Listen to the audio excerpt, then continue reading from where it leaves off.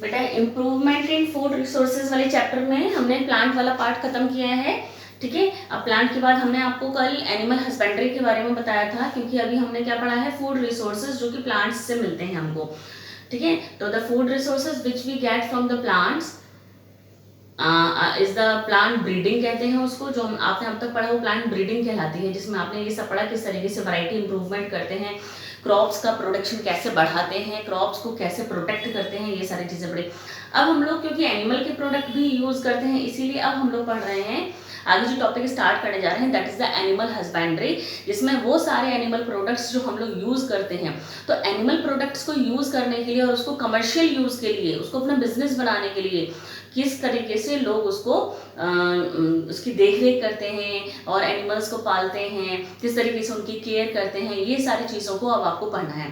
तो आपको कल भी बताया था कि आपको यहाँ पर एनिमल्स की यानी कि कैटल्स की यानी काउ बफेलो के बारे में पढ़ना पड़ेगा, हैन यानी चिक्स के बारे में पढ़ना पड़ेगा। ठीक है, और इसमें आपको जो मधुमक्खी होती है हनी बी, उसके बारे में पढ़ना पड़ेगा।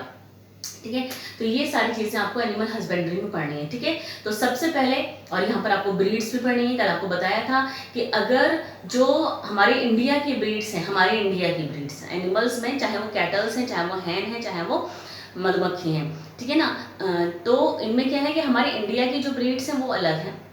कुछ क्वालिटीज़ ऐसी हैं जो हमारे इंडिया की ब्रीड्स में अच्छी हैं, और कुछ क्वालिटीज़ ऐसी हैं जो कि फॉरेन ब्रीड्स में अच्छी हैं, फॉरेन की ब्रीड्स। ठीक है ना, तो इंडिया की ब्रीड को इंडिजीनस ब्रीड भी कहते हैं, या लोकल ब्रीड भी कह सकते हैं। इंडिया की ब्रीड को इंडिजीनस ब्रीड कहते हैं, और जो फॉरेन कंट्री की है उनको फॉरेन ब्रीड्स कहते हैं।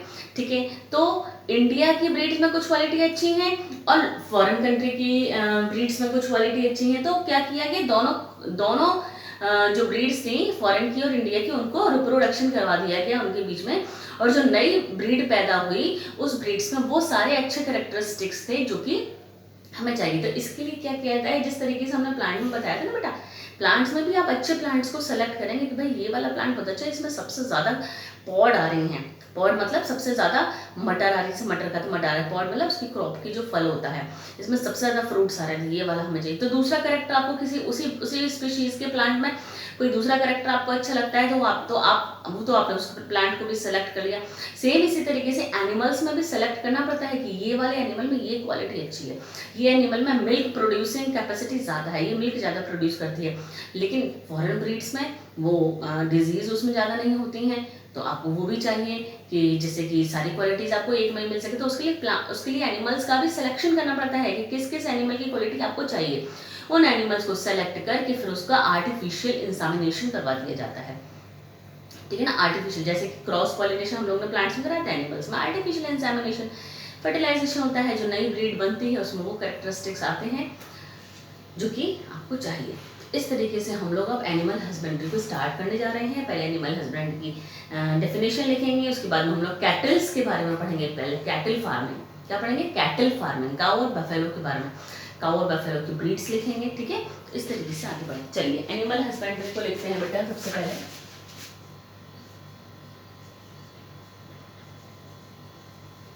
Animal husbandry. Animal husbandry is the scientific management of animal husbandry is the scientific management of livestock.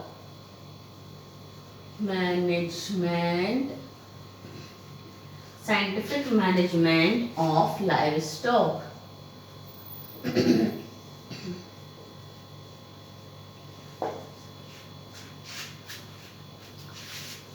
It can be defined. It can be defined as the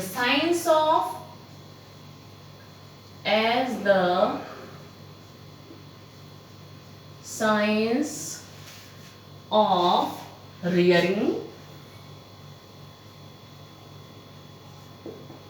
feeding, Science of rearing, feeding, breeding,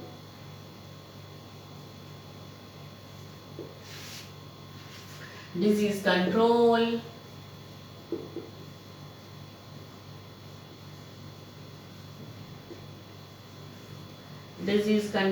and utilization of animals, and utilization of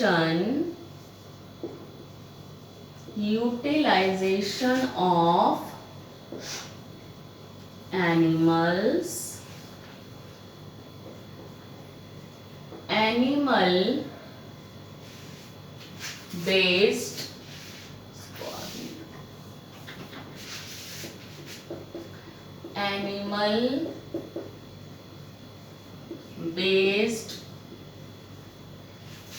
animal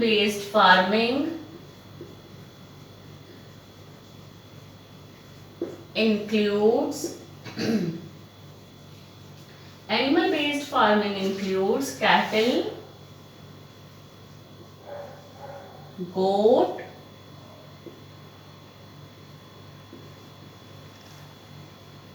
sheep, poultry, and fish farming,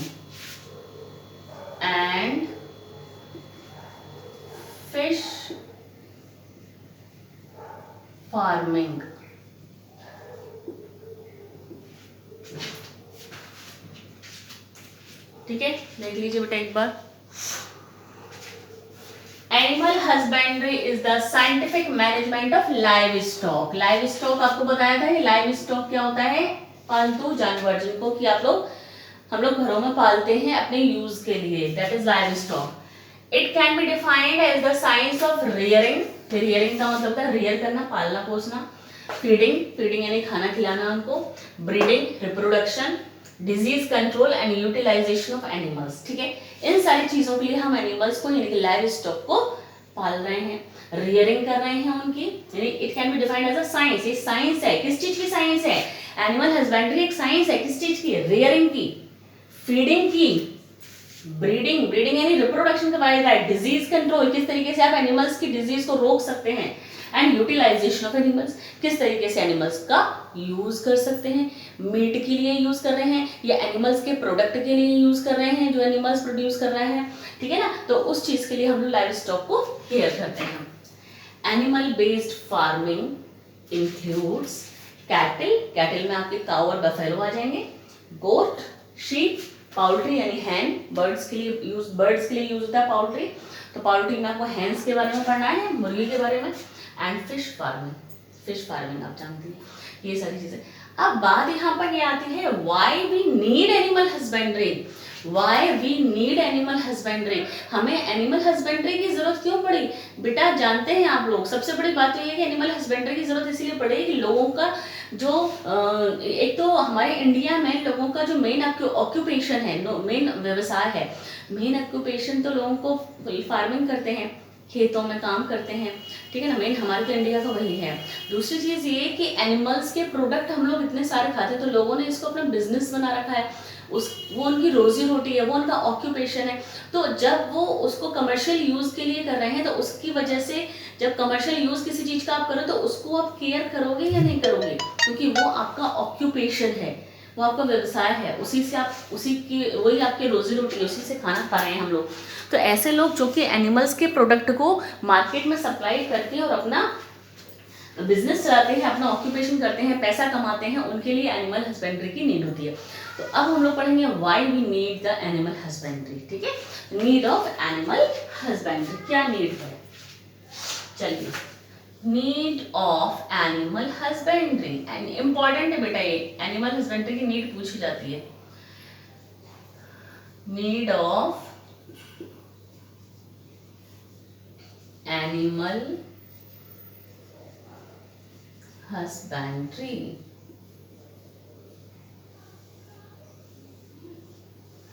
Need of animal husbandry.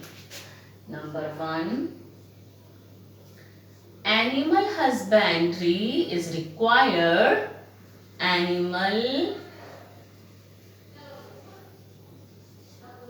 husbandry is required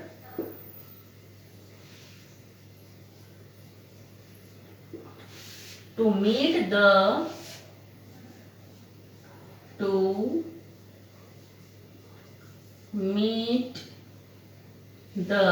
increasing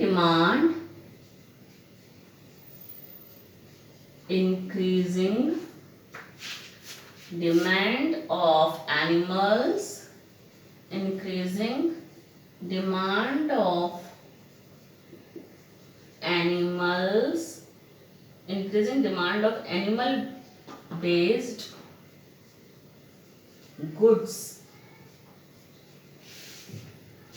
like milk,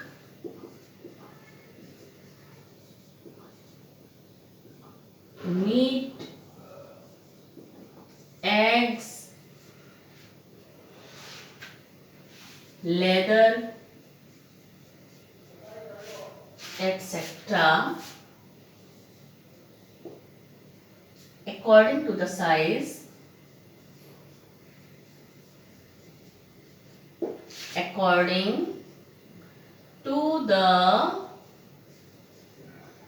size of the population,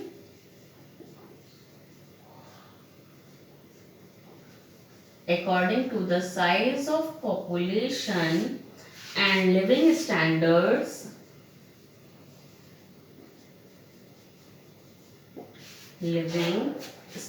of the people, living standards of the people. पहली need तो ये हुई। दूसरी need अभी ऊपर लिखते हैं बेटा, इसको पहले इसको समझ लेते हैं। Animal husbandry is required to meet the increasing demand of animal based goods. लोगों को एनिमल प्रोडक्ट की ज़्यादा ज़रूरत पड़ रही है, क्योंकि फिश है, मीट है, मिल्क है, इन सभी से लोगों का प्रोटीन का रिक्वायरमेंट पूरा होता है। तो हमें, आपको मालूम है कि हमें बैलेंस डाइट चाहिए। लोगों को फल से, सब्जी से इतनी ज़्यादा बैलेंस डाइट नहीं मिल पाती है, तो लोग क्या है, इन चीज़ों को यूज़ कर रहे हैं। हालांकि कुछ लोग तो शौक में भी खाते हैं, नॉन वेजिटेरियन जो लोग हैं वो तो शौक में भी खाते हैं कि भाई एग, और कुछ ये चीज़ें प्रोटीनेशियस होती हैं, सारी चीज़ों में प्रोटीन होता है, ठीक है ना।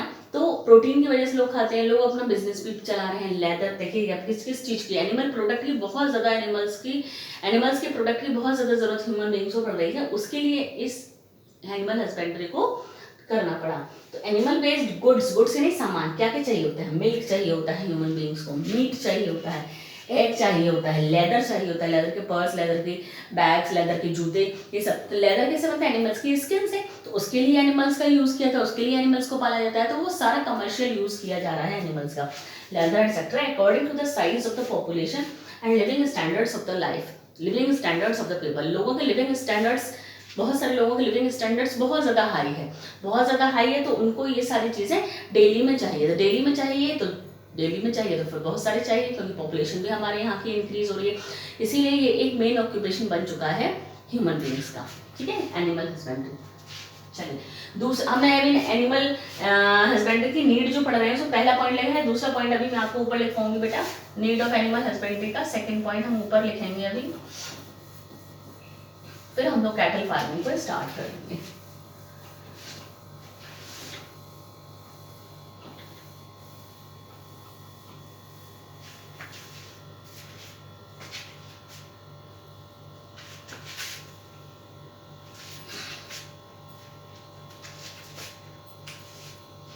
चलो सेकेंड पॉइंट लिखते हैं,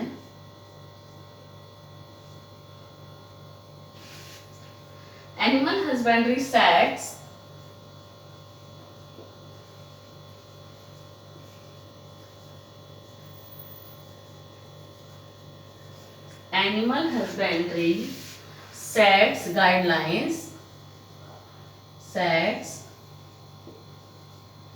guidelines, sets guidelines for proper management,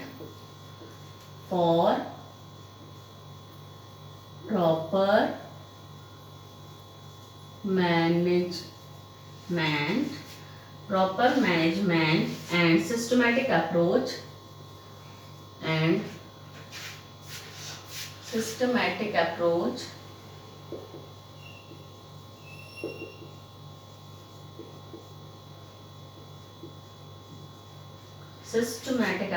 to animal rearing.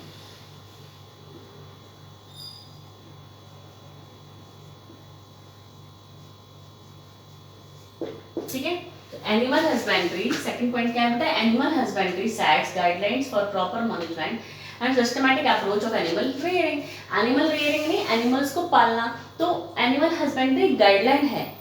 जैसे आपने प्लांट्स के लिए पढ़ा कि प्लांट्स के लिए पहले आपको न्यूट्रिएंट्स किस तरीके से चाहिए, न्यूट्रिएंट्स कितने डालने, ये सब गाइडलाइंस होती है प्लांट्स के लिए। सेम ऐसे एनिमल्स की भी गाइडलाइंस होती है कि किस तरीके से एनिमल्स को पालना है, क्या खिलाना है, कितना खिलाना है, उनकी केयर कैसे करनी है, ये सब गाइडलाइंस होती हैं जो कि एक साइंस में आ रही हैं, जो कि एक साइंस है, जो कि स्टेप्स हैं साइंस के अंदर, वो स्टेप्स ही कहलाते हैं एनिमल हस्बेंड्री। ठीक है, तो यही है नीड क्यों पड़ रही। Animal husbandry sets guidelines for the proper management and systematic approach to animal rearing. एनिमल को पालने की एक अप्रोच है ये, जिसमें कि एनिमल हस्बेंड्री में गाइडलाइंस बताई गई हैं। ठीक है, तो this is the need of animal husbandry. ठीक है बेटा, देख लीजिए इसको एक बार, फिर हम लोग कैटल फार्मिंग पढ़ते हैं।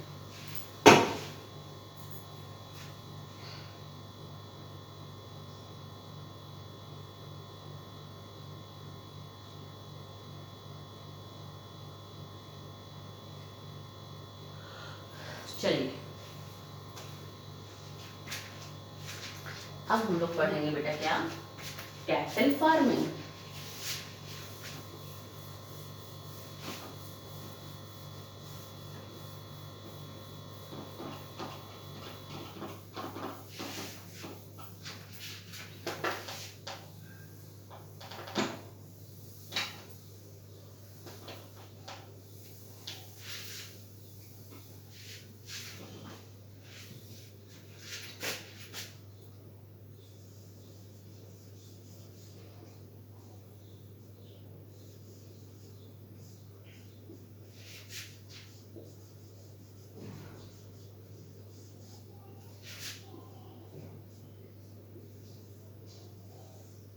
कैटल फार्मिंग, काऊ और बफेलो का आएगा बेटा इसमें।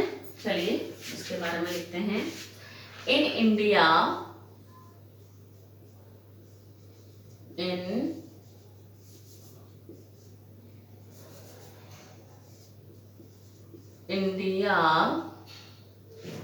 cattle husbandry is done. Cattle husbandry is done for two purposes. For two purposes. That is milk and draught labor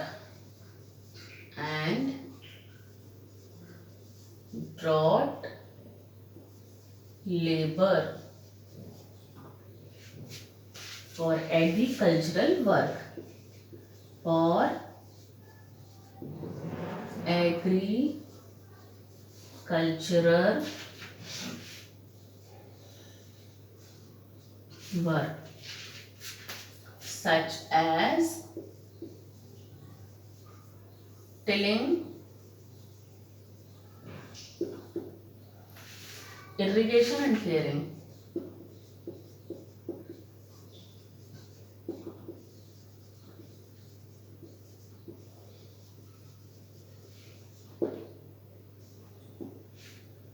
ठीक है, kettles in India belong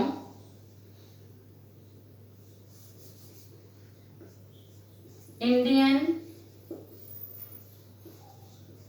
breeds of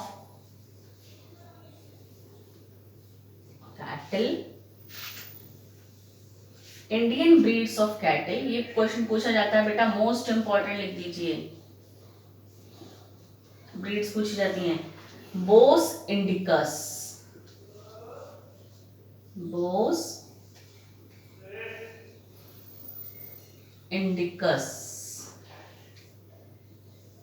इसका नाम है, ये काऊ है, काऊ की ब्रीड है। दूसरी बोस बुबेलिस, बोस बुबेलिस,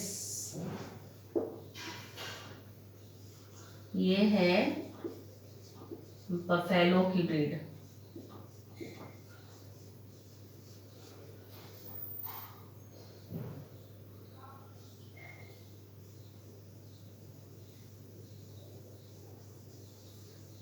ये मैं जो बना रही हूँ ना सर्कल पूरा, ये इम्पोर्टेंट है, मोस्ट इम्पोर्टेंट, इसके लिए बनाया है ये, देख लीजिए आप इसे।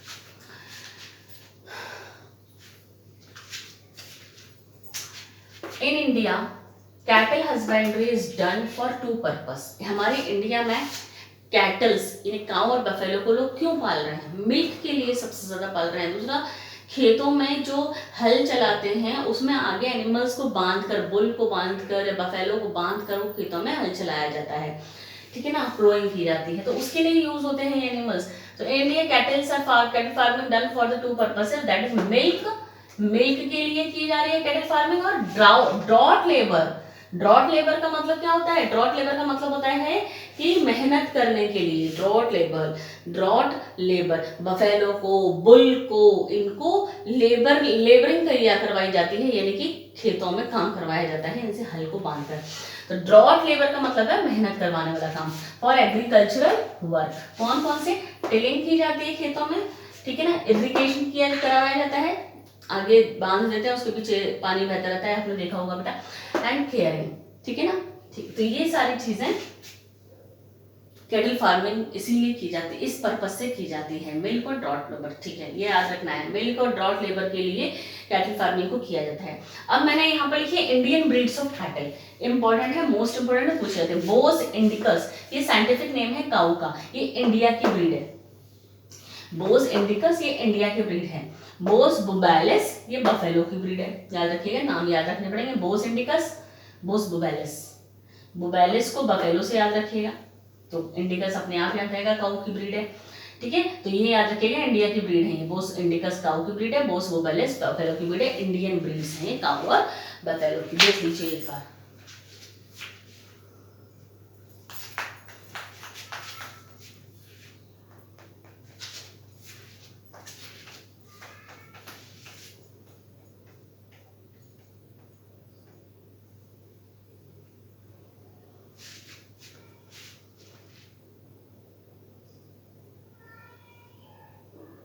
ठीक है।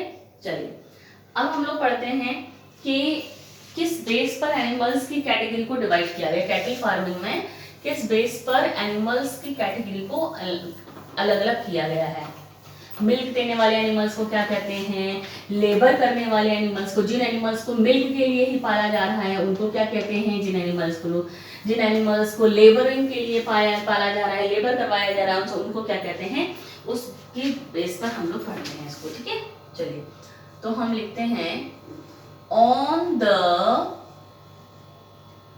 basis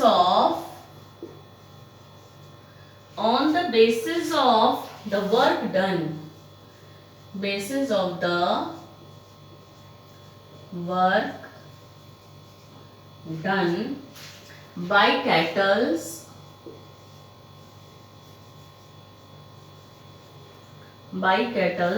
they can be divided into, they can be divided into the following categories.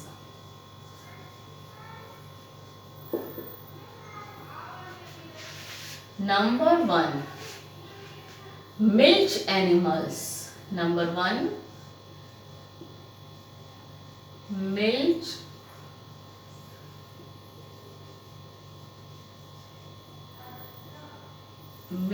animals.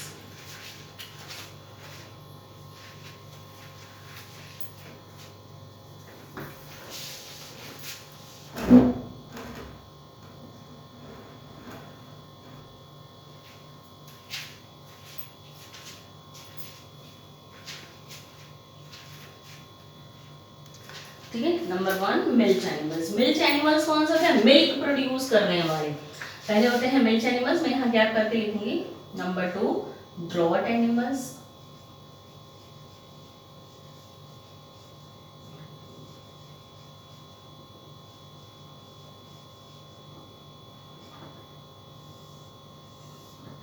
Milch animals, these are the milk producing females. These are the milk producing females or dairy animals. Milk producing females or dairy animals.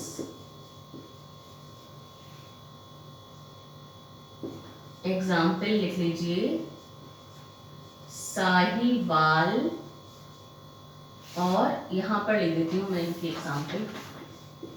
Example लिखिए,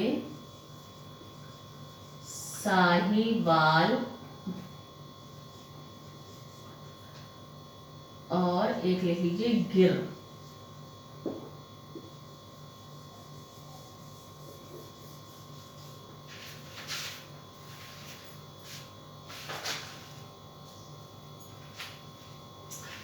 milch animals, these are the milk producing females और dairy animals ने milk produce करने वाले animals. Sahiwal और गिर ये दो काऊ हैं।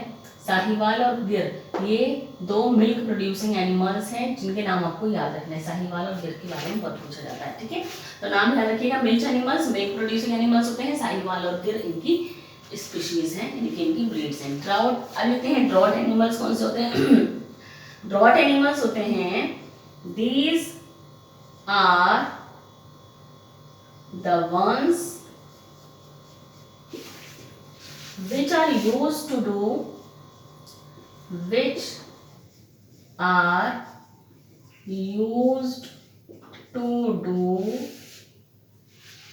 are used to do labor work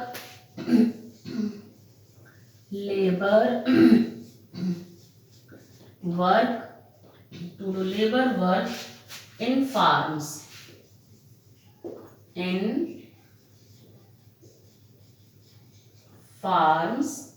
example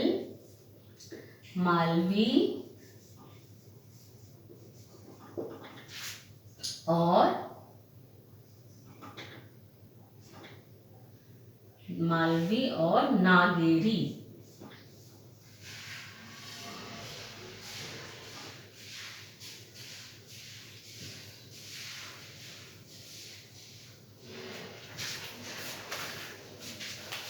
ठीक है। ड्रॉट एनिमल्स बताया था आपको, एग्रीकल्चर यानी खेतों में काम करने वाले। These are the ones which are used to do labor work, जो लेबर वर्क इन फार्म्स खेतों में काम करते हैं, जैसे मालवी और नागेरी। ये याद रखिएगा ना, मालवी और नागेरी ड्रॉट एनिमल्स हैं। Milch animals milk producing animals Sahiwal और गिर ये होते हैं मिल्च एनिमल्स। क्या होते हैं बेटा? Milch animals. ठीक है, तो देख लीजिए इनको एक बार। हमने कैटल फार्मिंग में ड्रॉट एनिमल्स और मिल्च एनिमल्स को पढ़े हैं बेटा।